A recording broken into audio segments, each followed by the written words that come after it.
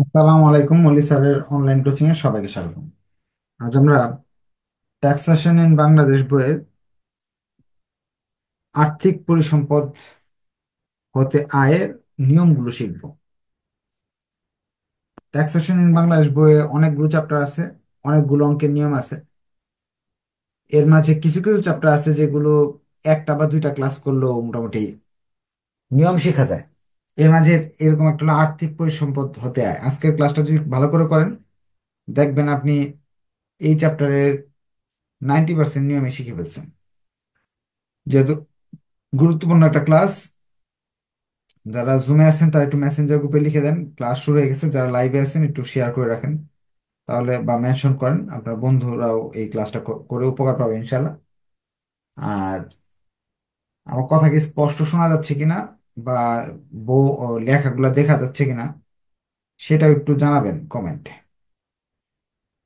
আমিও শেয়ার করে রাখতেছি যাতে পরবর্তীতে আপনাদের এই ক্লাসটা থাকে, আপনি যখন মন চায় তখন দেখে নিতে পারেন। কারণ এখানে পড়ার বড় সুবিধা এটাই, যাদের ধরেন পরীক্ষা চলে আসছে তারা কিন্তু আহ বইটা শেষ করতে পারবে না প্রাইভেট পড়ে, কিন্তু আমার কাছে পড়লে দেখা যাচ্ছে আমি রেকর্ড করে রেখে দিচ্ছি, সেগুলো দেখে দেখেও শেষ করতে পারবে। যেমন সেকেন্ড ইয়ারের পরীক্ষা হয়েছে, ট্যাক্সেশন ইন বাংলাদেশ আল্লাহর রহমতে সবই কমন ছিল, শীত থেকেই সবগুলো আসছে কোন।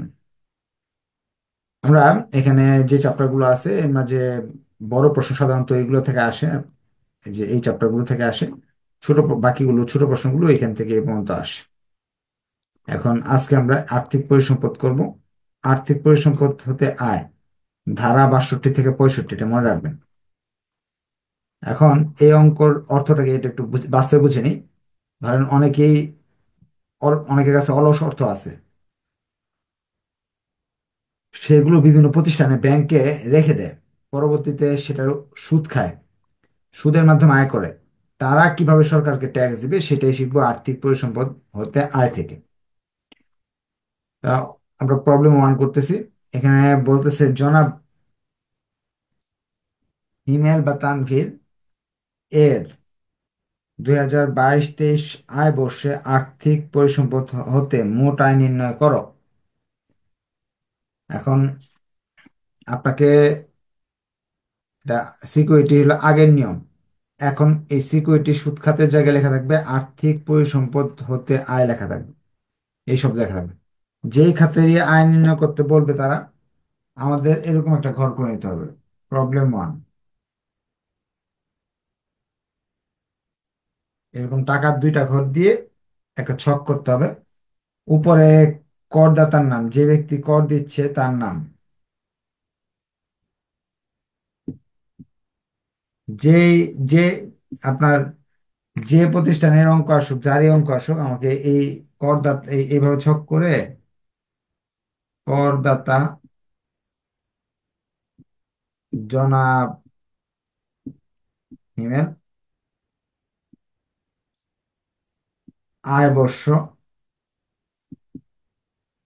প্রশ্নে দেওয়া থাকবে, দেওয়া আছে 2022-23 কর বর্ষ, 2023-24।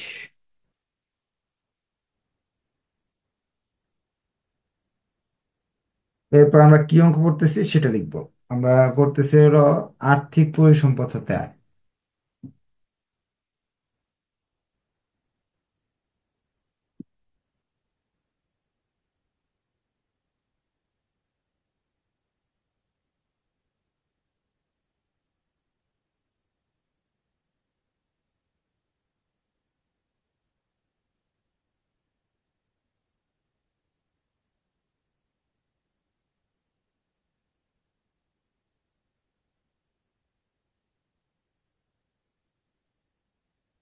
62 থেকে 65, এই জিনিসগুলো সব অঙ্কের জন্য প্রযোজ্য, শুধু আপনার এই অঙ্কের জন্য না। আর এই ধারাগুলো মুখস্থ থাকতে হবে আপনার। পরবর্তীতে আমাদের কি কি বাবদ আয় হয়েছে সেই জিনিসটা শিখতে হবে। আমি আপনাদের 3টা লাইন শেখাবো। 3টা লাইন থেকে আপনি শিখতে পারবেন সবকিছু। যে 3টা লাইন, 3টা শব্দ মনে রাখেন। তিনটা নিয়ম শেখাবো। এটা হলো আর্থিক পরিসম্পদ, ট্যাক্সেশন ইন বাংলাদেশ, বইয়ের কোনো চ্যাপ্টার নাই। চ্যাপ্টার 3 এর ভিতরে এটা আছে, আর্থিক পরিসম্পদ। আপনি দেখেন আপনার বই থেকে। শব্দগুলো হলো, আপনি মনে রাখবেন কি সেই শব্দ।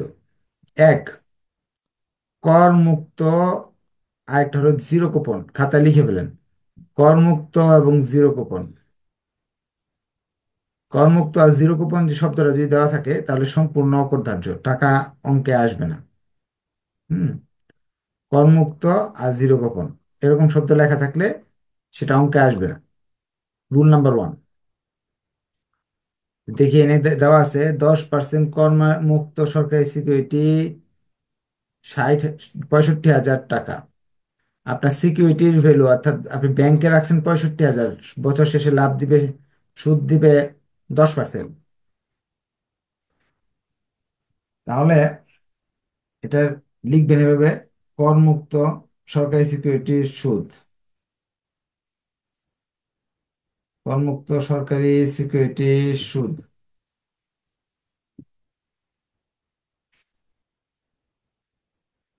65 হাজার টাকার 10%, অর্থাৎ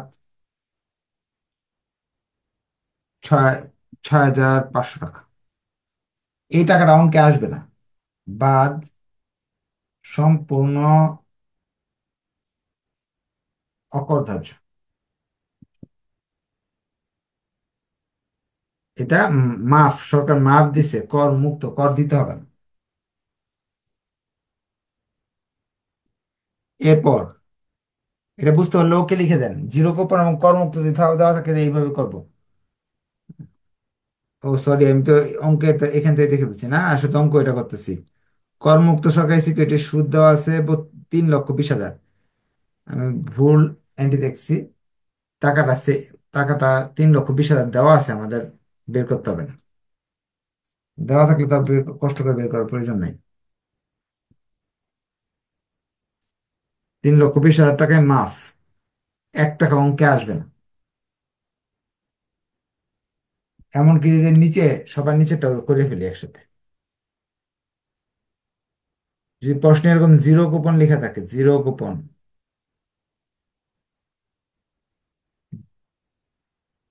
তাহলে এই জিরো কুপন শব্দ লেখা থাকলে আমার করণীয় হলো করমুক্তর মতোই দেখাবো।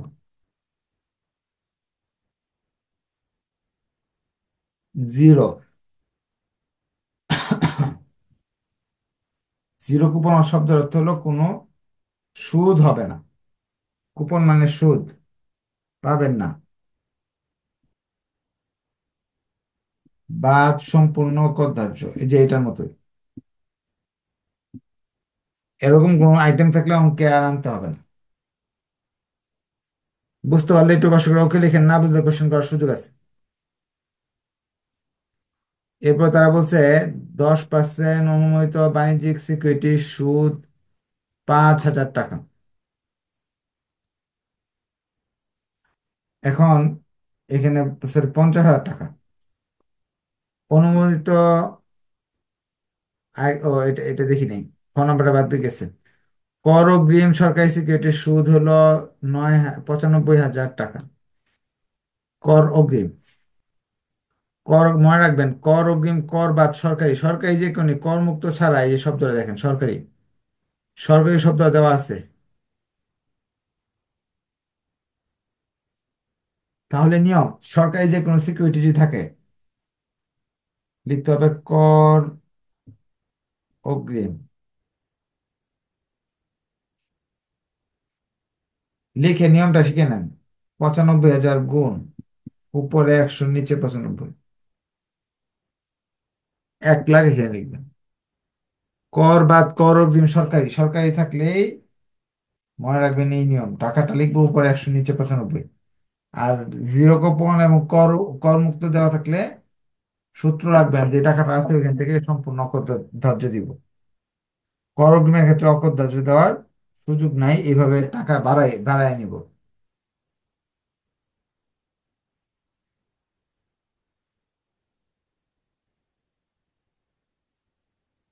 এখন এর পরেরটা যাচ্ছে না, গ নাম্বার।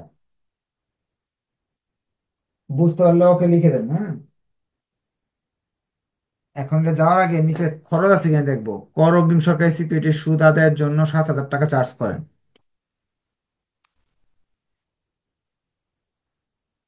এরকম টাকাটা তো সরাসরি পাওয়া যায় না, ব্যাংকের মাধ্যমে নিতে হয়, ব্যাংক এটার জন্য চার্জ নেয়। চার্জ যদি নিয়ে থাকে তাহলে এটা বাদ দিতে হবে, বাদ। ব্যাংক চার্জ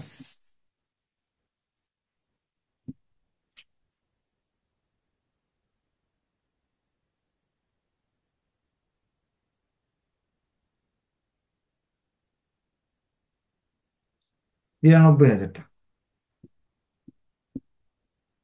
যে কোনো খরচ যদি, এই সুদ পেতে যে কোনো খরচ যদি হয় সেই খরচগুলো বাদ দিতে হবে। খরচ তিনটা হয়: এক, ব্যাংক চার্জ, কমিশন, আর ঋণের সুদ।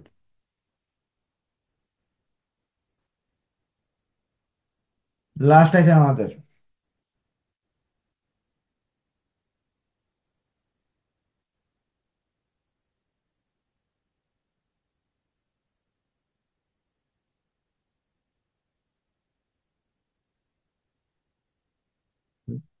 10% অনুমোদিত বাণিজ্যিক সিকিউরিটির সুদ 50,000 টাকা। এই দুইটা আইটেম বাদ দে, যে কর মুক্ত, জিরো কুপন অথবা কর অগ্রিম, এই আইটেম বাদ দিয়ে যত আইটেম আছে সবগুলোই সরাসরি বসবে। যেমন 10% অনুমোদিত বাণিজ্যিক সিকিউরিটির সুদ, যা আছে তাই।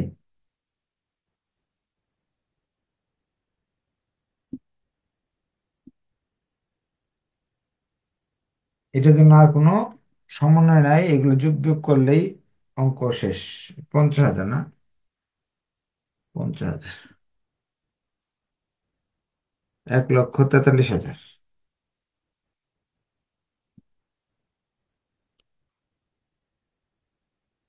কোনো জায়গায় না বুঝলে কোয়েশ্চেন করতে পারেন। আমি আবার নতুন করে বলতেছি, কর মুক্ত জিরো কুপন দেওয়া থাকলে অঙ্কে আসবে না। নিয়ম এক।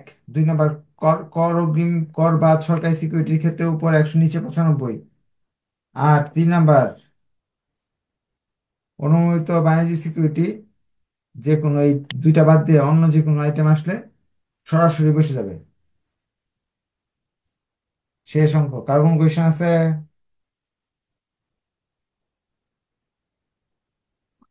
বুঝতে পারছেন না? আমরা নেক্সট ক্লাসে আরো বেশি করে অঙ্ক করবো, আপনারা বেসিক নিয়ম শিখেন আগে। হুম। তো আজকে এই পর্যন্ত থাকলে ধন্যবাদ সবাইকে। আসসালামু আলাইকুম।